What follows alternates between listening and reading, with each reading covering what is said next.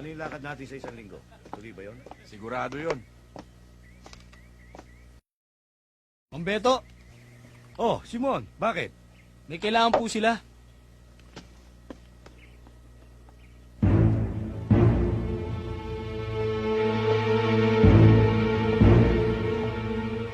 May sadya ka raw, ma'am. Meron. Pero dalawa lang ang sadya ko dito. Siya. At yun. Bakit? Anong kailangan mo sa amin? Maaaring hindi nyo na ako namumukan. Dahil may 2 taon nang nakakaraan. Sa bahay ni Judge Di Mayuga. Ako lang ang natirang buhay. Kaya yung mga naririto na hindi kasama lumayo na. Dahil papatayin kong 2 ito eh. Paano yan? Kasama ako. Di itutumba rin kita.